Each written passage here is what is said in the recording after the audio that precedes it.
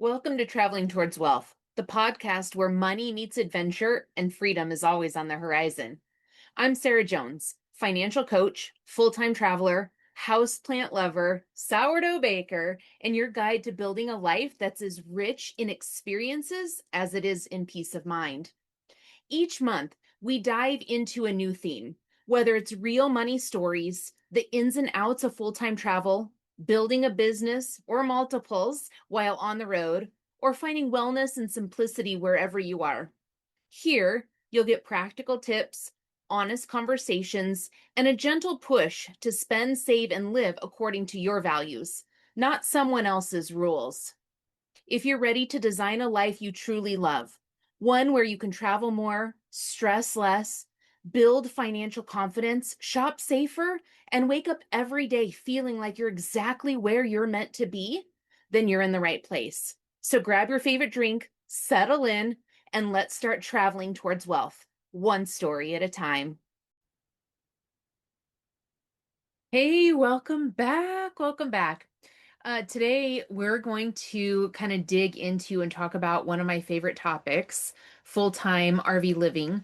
And just to give a little bit of a heads up, you're going to hear me say that this is my favorite thing to talk about on probably every episode of every series that you hear here that I put out, because that's why I wanted to do this podcast, because I enjoy talking about the highs and the lows and everything in between of all these areas of life.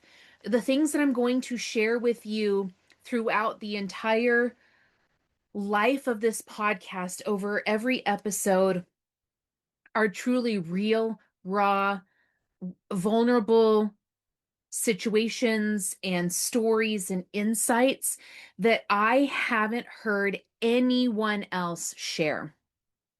And I'm not here to like blow smoke up your ass. I'm really here to just share it as it is.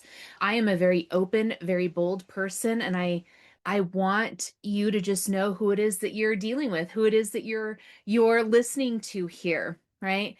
So when we're talking about, full-time RV living, I'd be curious to know, let me know in the comments or whatever. Have you ever dreamed of hitting the road? Have you ever dreamed of being an RVer?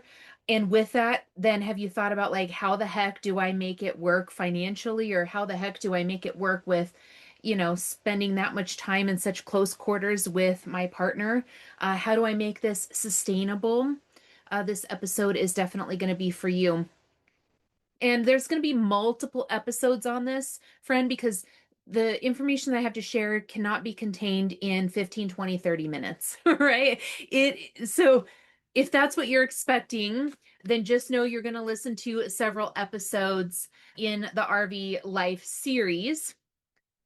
And as I share, all again, the new seasons, the ups and downs, and all the insights, because 4.5 years on the road, I can't fit all of those insights into just one episode. But I think a lot of people they do imagine, and maybe you have too, imagine waking up every day with like a new view out your window, right? Maybe it's mountains, maybe it's beaches, the desert, um, and knowing that your home is just like wherever you park it, that you are home, but with a new background, a new backdrop. Kind of sounds dreamy, right? Let me tell you, it is not all sunsets and s'mores, as they say in the camping world. There's a real raw side to this lifestyle that most people don't talk about. And there's a lot of real and raw sides to this lifestyle that people don't talk about. And as I said, I'm going to share some of those today and just keep your ears open for more episodes in the future. But I want to share a little bit of kind of my personal story with RV life and how this came to be, because this was not something that we planned. Most people that I talk to planned to go RVing, right? They planned to live this lifestyle. So they worked for a couple of years, they saved up, they sold everything, they went looking for their perfect RV, planned out their trips, and started homeschooling their kids, and it all happened, right? They spent maybe a year planning it out. For James and I, RV life happened really out of desperation, and it was like a 5 minute decision that we made to go full time. So in 2021, we had been planning for many years to sell our house in Colorado and to move to Arizona. It was a dream that I had for many years, and it was finally ready to happen in 2021. Both the kids were graduated high school, both of them were in college, working. And so James and I are like, okay, we're putting the house on the market. We're going to sell it. We did put the house on the market. I had had a couple of businesses. One was 1099. One was actually my financial coaching business. But I hadn't really had it registered. I had been in business for a couple of years, but I hadn't really had it registered. Right. And James worked a full-time job. And so when we put our house to sell on the market, we started looking at purchasing a home in Arizona and just ran into a lot of roadblocks. And, maybe you know this, maybe you don't. We didn't, but trying to qualify for a house out of state and being a business owner with him transferring employment was a lot harder than what we thought it was going to be, especially given the economic climate at that time. We had just come off of, 2020, kind of what a shit show year that was, year and a half, right? Things were still weird. Renting was at an all-time high, just all the things, right? And so we just were finding it really challenging to qualify for a mortgage. And so, really, we had a contract on our house. We were about 2 weeks from closing on our house and we couldn't qualify for a mortgage. And we're like really getting into this nervous, anxious energy, right? Like, what the heck are we going to do?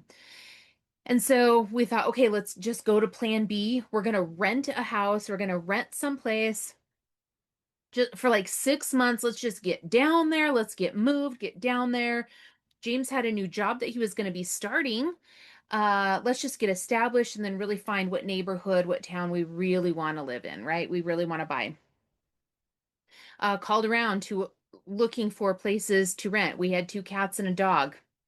Slight challenge there. But we were again running into some of the same issues of not being able to qualify for mortgage, even though we were debt free, 100% debt free. We had 50% down to put on a house. We couldn't qualify for a mortgage, running into some of the same issues with looking to rent. We couldn't show regular income, especially since he was leaving his job and his job had just ended because we were 2 weeks out from moving. Right. And so none of the rental companies, the people that we talked to, they wouldn't even allow us to pay for 6 months or a year rent up front, which I offered to do. They didn't have to change their policy for us. And, that's fair. I was frustrated with that. I thought, somebody wants to give me 6 months of money up front. Like, all right, let's do it. But that wasn't their policy. And so we were like, okay, now we're a week and a half out from moving. We don't have a place to go. What the heck are we going to do? James's aunt was selling her older fifth wheel camper. We had zero experience with a fifth wheel, zero experience with a camper, zero experience. Like, let me say this again, zero. But we thought we don't know what our other options are if we can't buy a house and we can't rent any place. And, I don't want to live on the street. So we went out, we bought this fifth wheel, we paid cash for it. And during the same time, we were also bringing my daughter down to get her moved into college because she was going to college at ASU in Arizona. So on our trip down to get her into college, we started going around to RV parks trying to find a place for us to live, right? For hookups. Went to several, went to several. Some of them were so trashy. I was like, I'm not living here. Some of them were pretty expensive that I thought, well, that's a little crazy. Some of them, most of them in Arizona are age qualified, meaning that you have to be 55 and older, which we are not and weren't at the time. So it just felt like roadblock after roadblock. Finally found a place. They said, yes, we've got a spot. And we're like, okay, we're a week out from moving. We have a fifth wheel. We have a spot to park it. We went and closed on our house and came. And the journey down is a whole other story that I will save for another time. But we pulled into the RV resort. I was literally in tears.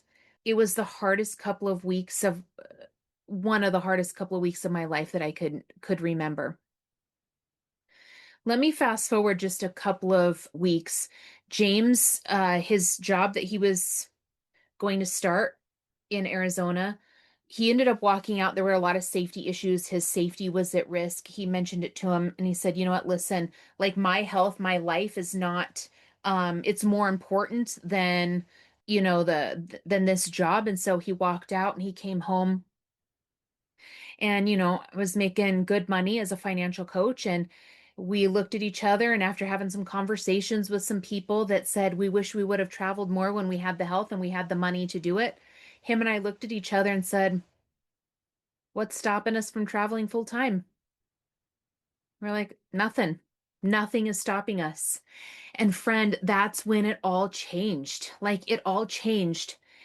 And we sold that older fifth wheel. We bought the one that we have now. If you're watching this on video, I am sitting in my office in my fifth wheel in my home, right? And I will just say the rest is history because I'm going to go into some of that in other episodes. But that's how we made the decision, right? It was a quick decision. And what this full-time life has really opened my eyes to is that it's really the freedom that so many people talk about, that so many people desire, but they're a little bit too afraid to go after. And I'm so glad that we took the chance to do it. I've never been the 9 to 5 grind kind of person. I've always had more of an entrepreneurial spirit. James, it's really taken him a little bit longer, and it's been hard because he was very much into the 9 to 5 grind, right? And building a business, which we're going to talk about again on other episodes, but that mindset of building business is something that you really have to work on, right? But we've had this freedom to explore in ways that I've never explored before. And it's really come down to opening my eyes to the freedom to live life on my terms. We get to wake up in new places. We get to meet incredible people. And we get to really soak in all of these experiences that absolutely feed my soul, right? Um, it's really incredible to open your doors one day and just have, be 100 yards from the ocean, or to open your door and look out and see the Badlands literally at your doorstep. It's incredible to open your door and be in the driveway of your family or your friends, right? To have the mountains on one side, have the ocean the next day. Like it's an incredible, it can be a really incredible experience, right? And for me, it creates a lot of feelings of just like peace and absolute possibility, like the things that are possible in this life. Unbelievable. The thing about full-time RV travel that I think most people don't talk about is the flexibility, and that you can create it the way that you want it to be. If you have the ability to work a full-time job that you are remote and can travel, I mean, that's great. You can make it happen. If you are a business owner, right, and you want to get on the road and you have the ability to, work remotely, work anywhere as long as you have internet, phone service, whatever, then great, you can make that happen. If you want to live for 6 months at a place and then move, for another 6 months, if you want to work camp, like it doesn't matter. There's no right or wrong way to do it. And I remember when we first got started, it was very much, oh, if you don't travel and move every couple of weeks, you're not a true full-time RVer. That's the message that's kind of in the full-time RVer community. And I started to feel a little guilty, a little shameful, because I'm like, well, we don't travel every couple of weeks. We don't move spots. No, friend, you can make this journey what it is that you want it to be. And that is the absolute beauty of it. It's the freedom, right? Your home is always with you, and it's the freedom to create it the way that you want to create it. But it's not all, again, all happy times. It's not just vacation all the time. RV life isn't this Instagram perfect world that so many people put out there. Living and traveling in an RV, these are not built to live in like we're living in it. Even the new manufacturers, they're like, oh, designed for full-time living. No, they're not. No, they're not. Because when you're driving down the road, it's like, and forgive me, I don't know the full classifications of earthquakes, but is it like an E or an F or a 5 on the Richter scale or whatever it is? Excuse me. It is like your home is going through a major earthquake every time you're driving down the road. It's a lot of weight, tires, wear and tear on, just the unit and the axle, like all of it, right? There is an extreme amount of maintenance and repairs that need to be done on RVs to keep them healthy. Repairs and maintenance equates to a lot of time spent and a lot of money spent. Very few things are covered under warranty if you can even get it into warranty, right? So the financial responsibility just on the maintenance and repairs is quite a bit higher than 99% of people realize, right? Wi-Fi, that's challenging. We have Starlink. It doesn't work everywhere. It doesn't work everywhere. We actually pay for two different Wi-Fi services. So we are more likely to have Wi-Fi in areas, and even then, it's been really frustrating. It cuts out. So that's a challenge, right? Sometimes you get in an RV park, right, where your neighbors are absolutely awful. We've had that situation before. Think about when you go to your grocery store and how frustrating it is when they rearrange the shelves, right? You're so used to just like zipping in and out of the grocery store. Your shelves are all the same, you know where everything's at. And then you walk in one day and they have rearranged. You know what that does to your nervous system? Do you know what that does? You feel it, right? A little bit of anxiety, a little bit of frustration. You know it's going to take you more time in there. Every time we go to a grocery store, that's what we experience. Every time we go to any kind of a store, a new city, streets are completely unfamiliar to us. We don't know the route anywhere. We don't know the quickest way from point A to point B. We don't know the way to avoid more traffic. We don't know rush hour times. Where's the closest gas station? Sure, you can look it up on a Google map, but think about how you act in normal life. You know how long it takes you to get to and from work, what your grocery store looks like, what items they carry regularly. You know where your favorite gas station is, where your favorite restaurant is. You go and meet up with friends and you have your drives and your activities to do because it's familiar. And even if you do something new, you still have that familiarity with the area that you're in. James and I are literally in a new place where every single thing we do and we see is new to us. And doing that over and over every month, virtually every month for 4.5 years, that really hits your nervous system in a different way. And so it's really important to learn some grounding techniques and such, which I didn't do at first. And that's not fully what this episode is about, but I'm just giving you kind of a sneak peek, hint, hint, on some future episodes. But think about that for a second, right? This isn't vacation where it's all fun. Sometimes you really just want to run into a grocery store real quick and pick up a few things. And when it's a brand new store that you just spent 10 minutes looking for, having Google take you in the wrong direction, and then you're getting in and you realize that nothing is in the spot that you think it should be in. Think about that. That's a major challenge that we, face while being on the road. There are absolute moments of loneliness, of uncertainty, of frustration, of fear. We have it.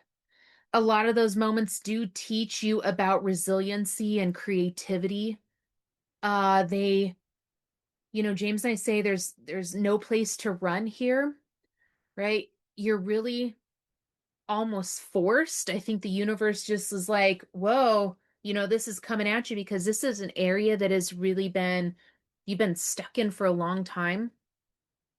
And this is an area that you can work in that's going to just change everything going forward for you for the good.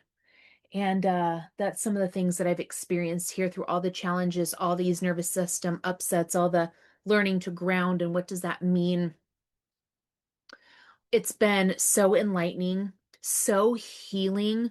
I cannot imagine living life differently, even through all of these challenges. Financially, there's a lot of financial pieces. I've heard so many over the past about year and a half, so many full-time RVers that were big influencers that have gotten off the road because they didn't realize it is expensive. They want normalcy, they want something to feel consistent, and trying to build a business on the road. Most of them become content creators, and trying to do that and brand partnerships, it is exhausting and it's overwhelming because full-time travel is a lot of money. And so there's just a lot of pieces here, friend, right? There's a lot of pieces. So, things I want to give you a couple of just tips that if you are thinking about going on the road, these are the things that I want you to put more effort into thinking about from the get-go. And one is your money plan while on the road, right? You want to be really, really clear about your numbers now, right? What do your numbers look like? Where does your income come from? What is your income going to be on the road? Are you working a W-2 job? Do you have a business? Because let me tell you, as you go on the road, your business revenues change more often than not. They drop, they don't increase right away because you're learning how to build a business while you're literally traveling all the time. So know your numbers, right? What are the costs that aren't going to change? Or you can have medical expenses, internet, health insurance, life insurance, car insurance, right? Do you have a payment on your RV, on your truck, on your vehicles, right? There are campground fees. Those are widely different depending on what time of year and what area and what, is important to you and what isn't, right? There's a lot of variable costs, your fuel, your groceries, right? So knowing what your expenses are currently gives you a head start to plan for what your expenses could be while on the road, right? I really want you there's always going to be, surprises when it comes to finances on the road, but having a good idea of what you're already doing gives you kind of a jump start on how to plan for traveling full time. The absolute non-negotiable for anybody, even if you're not looking at traveling full time, is really having that peace of mind fund. This is really your safety net that will cover the, urgent, unexpected events that happen, right? Having this in place before you go on the road, I suggest is absolutely critical to your success. What I don't want you to do is have to rely on credit cards and rely on debt because that just creates more of a stressful situation while you're learning to travel all the time, right? Another thing to think about is really managing work and travel, right? Setting boundaries. We've had to do this a couple of times and they change depending on what season of life we're in. But our goal, and this is important to know, like, what do you want? What do you want from traveling? Like, what is the purpose of traveling? For us, it wasn't just to go in quick and get to as many areas as we possibly could. We want to experience each location that we're at. And so we choose to stay about a month in each location. There are some caveats to that. Wintertime, we spend a longer time because I want the rest of the country to thaw out. So we do winter in Arizona, but we intentionally spend about a month in each location. This gives us time to really explore the area, right? We have certain work days and we have certain exploring days. We keep them separate and they are very intentional. We want to make sure that we are putting effort into building and, making money, building our businesses, growing, right? We also want to be very intentional about how we explore. So we give ourselves that freedom, and that's setting the boundary, right, between work and pleasure. I definitely, keep everything on a calendar, but understanding what it is that you want from your experience with traveling, I think is important. And a lot of times people don't sit down and really go through that. Um, for some people, really finding community while they're traveling. So there are some RV groups that you can join. You can attend some meetups. We haven't done a lot of that. We tend to do more like the free Chamber of Commerce events to really promote our businesses. So when we go into new towns, new cities, we try and go to like the Chamber of Commerce event. Usually they'll let you come in for free for one time without being a member. And people are always intrigued with us. And so that kind of starts to build some community, gets us around other business owners, gets our business names out there and such. But a lot of people build community in a lot of different ways. This is not an area that we've been real strong in. And then certainly staying healthy while on the road. So, when you're thinking about going on the road, wondering, and planning for, staying healthy, because it is a different lifestyle. Sometimes you're more active than you are now, but most often you're actually less active. Most of the time you're living in a home that is much larger than what your RV is, and you're used to getting up. It's longer trip from the kitchen, downstairs to the laundry room, upstairs to the bedrooms, back to the bathroom. You go outside, to mow your yard, you go for a walk, right? There's just a lot more walking and room to cover. In an RV, there isn't. And then depending on weather outside, you're inside a lot more. You tend to be sitting more than you did before. Not always, but that's kind of the trends that I see. So really thinking about prioritizing your wellness, right? So how are you being more active? Do you have a gym membership, and how close are those gyms to where you're going to be parked for a while? Just because a gym says we've got 42,000 locations across the United States, friend, across the United States is vast, right? So 42,000 locations isn't necessarily as close, and you might not have one close to where you're planning on going. So it's just these little nuance things, right? How are you planning to stay more healthy? So physical activity, financial health and wellness is part of it. We've talked a little bit about that. Cooking can get really easy to just go out to eat a lot because you're in new locations. So really thinking about, does that bring value to you? Maybe prioritizing eating at home some, just a lot of things. What does wellness mean to you? How do you want to stay healthy? Another thing to think about is keeping your immune system really high, because you are putting yourself around a lot of people, a lot of different germs and bacteria that you are not used to. And so a lot of times people get really sick and it's their immune system is decreased. So think about, being really mindful on how to keep your immune system up, right? If you're like thinking about this lifestyle, but you've got some questions, you might be feeling a little bit of fear, you might be feeling stuck around any area, money, right? Anything, but you really want to say like, man, Sarah, is this possible? Like, I've been dreaming about it, but I don't know if it's really possible. You don't have to have it perfect to start out. It doesn't have to be all figured out. Certainly, we had literally nothing figured out and we still made it happen. I think it's just about, kind of starting small, making the decision. And I think to be really successful and feel really good with it, taking some steps to get yourself prepared is really important, and giving yourself some grace along the way. It's not meant to be perfect, right? Again, you make this lifestyle what it is that you want it to be. All right. I would just love to say, thank you for kind of taking a little bit of a peek behind the curtain of full-time travel.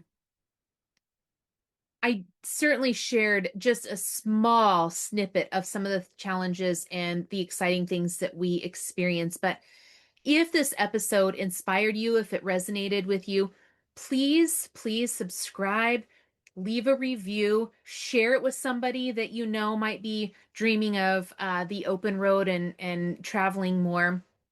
I'd love to connect with you. So, if you want to talk about your travel dreams or get help, maybe building a financial plan that like supports your adventurous spirit, hey, book a free call with me. The link's going to be in the show notes. Next week, stay tuned. Actually, not next week.